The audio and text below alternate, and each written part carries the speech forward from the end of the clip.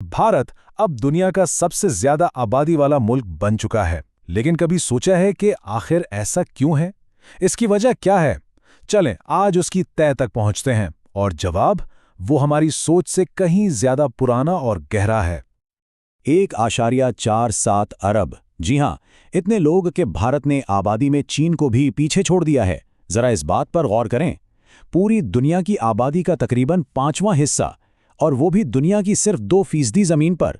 ये एक हैरानकुन बात है। तो सवाल वही है, आखिर क्यों? इसके पीछे क्या राज छुपा है?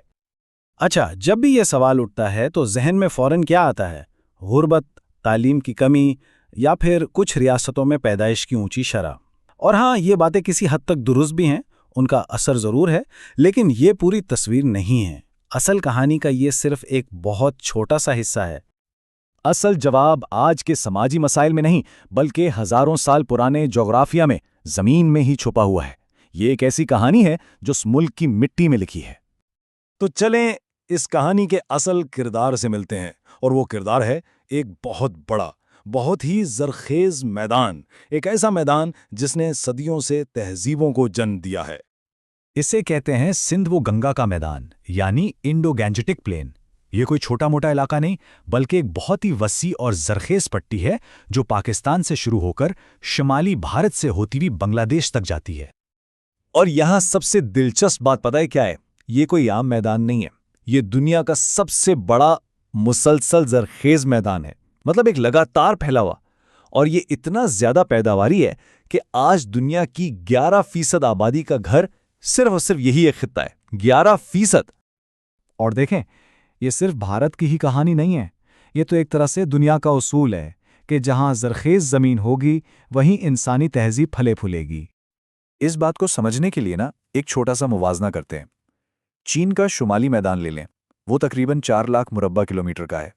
मिस्र की मशहूर वादी नील, वो तो सिर्फ 33,000 मुरब्बा किलोमीटर की है। और इनके मुकाबले में सिंधो गंगा का मैदान 7 लाख मुरब्बा किलोमीटर से भी ज्यादा। ये जो साइज का फर्क है ना, यही इससे एक जबरदस्त बढ़तरी देता है।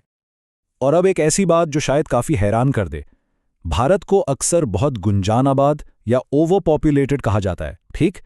लेकिन इसकी औसत आबादी की जो कसाफत है वो नीदरलैंड्स जैसे यूरोपीय मुल्क से भी कम है। और नीदरलैंड्स इतना गुंजान आबाद क्यों है? वजह वही है, इंतहाई जरखेज जमीन। तो सवाल फिर वहीं आ जाता है कि आखिर सिंध और गंगा का मैदान इतना ज्यादा जरखेज है ही क्यों? इसका जवाब शुमाल में खड़े दुनिया के सबसे ऊंचे पहाड़ी सिलसिले हिमालय में छुपा है। देखें, हिमालय कोई एक फायदा नहीं देता, बल्कि 3 तरह से इस मैदान को जिंदगी बख्शता है। पहला तो ये कि इसके ग्लेशियर साल भर दरियाओं को पानी से भरा रखते हैं। दूसरा, ये मॉनसून की बारिशों के लिए एक दीवार बन जाता है और सारा पानी इसी मैदान पर बरसा देता है। और तीसरा, ये वस्ती एशिया से आने वाली ठंडी बर्फानी हवाओं को रोक लेता है, जिससे यहाँ की सर्दियां ज्यादा शदीद नहीं होती। अब इन तीनों चीजों का नतीजा क्या निकलता है? नतीजा ये कि यहाँ साल में 2 बल्कि कभी-कभी तो 3 फसलें तक उगाई जा सकती हैं। और ये कोई आम बात नहीं, दुनिया में बहुत कम जगहें ऐसी हैं। और उसूल तो बिल्कुल सीधा सा है, जितनी ज्यादा फसलें उतना ज्यादा खाना, और जितना ज्यादा खाना उतने ही ज्यादा लोगों की किफालत मुमकिन है। लेकिन यहाँ एक दिलचस्प सवाल पैदा होता है, एक उलझन है। अगर भारत के पास ये जोग्राफियाई बढ़तरी हमेशा से थी, तो फिर तारीख में एक ऐसा दौर क्यों आया जब चीन आबादी के मामले में इससे आगे निकल गया? ये बात बहुत दिलचस्प है कि अगर हम तारीख के औराक पलटें तो तकरीबन सन 1700 तक दुनिया की आबादी में भारत का हिस्सा चीन से ज्यादा ही था। बल्कि पहली सदी ईस्वी में तो सोचें, दुनिया की तकरीबन 1/3 आबादी इसी खित्ते में बसती थी। लेकिन फिर 18वीं सदी के वस्त से हालात बदलने लगे। नौआबादियाती दौर शुरू हुआ और बड़े सगीर को एक के बाद एक कई बड़े कहत का सामना करना पड़ा। और बहुत से मौरखीन इन कहतों की वजह इस दौर की ज़रई और माशी पॉलिसियों को करार देते हैं। एक मुहतात अंदाजे के मुताबिक इन कहतों में 30 से 35 मिलियन यानी 3 से 3.5 करोड़ जानें ज़ाया हुईं। ये एक बहुत बड़ी, बहुत ही भयानक तादाद है, और इसने बरसगीर की आबादी की जो कुदरती रफ्तार थी उसे कई दहाइयों तक रोके रखा। तो तारीखी तज्जिये के मुताबिक ये वो दौर था जब भारत की जोग्राफियाई नेमत के बावजूद इसकी आबादी में वो इजाफा नहीं हुआ जो होना चाहिए था। और यही वो अरसा था जब चीन आबादी के लिहाज से आगे निकल गया।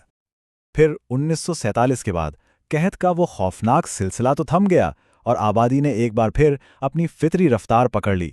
लेकिन आज ये कहानी एक बिल्कुल नए और शायद पहले से भी ज्यादा तशवीशनाक मोड़ पर आ खड़ी हुई है। पहले एक अच्छी खबर सुन लें। भारत की जो शरह तौलीद है, यानी टोटल फर्टिलिटी रेट, वो अब 1.9 पर आ गई है। ये 2.1 की रिप्लेसमेंट लेवल से भी कम है। सादा लफ्ज़ों में इसका मतलब ये है कि आबादी अब काबू में आ रही है और मुस्तकबिल में ये कम होना भी शुरू हो जाएगी। तो क्या इसका मतलब ये है कि कहानी ख़त्म, मसला हल हो गया? शायद नहीं। क्योंकि अब जो खतरा है वो कहीं और से आ रहा है। वही जोग्राफियाई तोहफे, वही नेमतें जो उस पूरी आबादी की बुनियाद बनी, आज वो खुद खतरे में है। हिमालय के ग्लेशियर्स तेजी से पिघल रहे हैं, मानसून का जो पैटर्न है वो बेतरतीब हो जाए, मैदान के नीचे ज़ेरे ज़मीन पानी तेजी से ख़त्म हो रहा है और दरियाए या तो आलूदा हो रहे हैं या सूख रहे हैं। तो असल बात अब ये है, वो पूरा कुदरती निज़ाम जिसने हज़ारों साल तक 1 अरब से भी ज़्यादा लोगों को पाला, आज वो खुद अपनी बका की जंग लड़ रहा है। और ये एक ऐसा चैलेंज है जिसका सामना इस खित्ते ने पहले कभी नहीं किया। और यही आज का सबसे बड़ा सवाल है, क्या वो मुल्क जो अपनी इसी जोग्राफियाई नेमत की वजह से दुनिया का सबसे ज्यादा आबादी वाला मुल्क बना, क्या वो अपने इस सबसे बड़े कुदरती तोहफे को बचा पाएगा? इसका जवाब सिर्फ आने वाला वक्त ही देगा।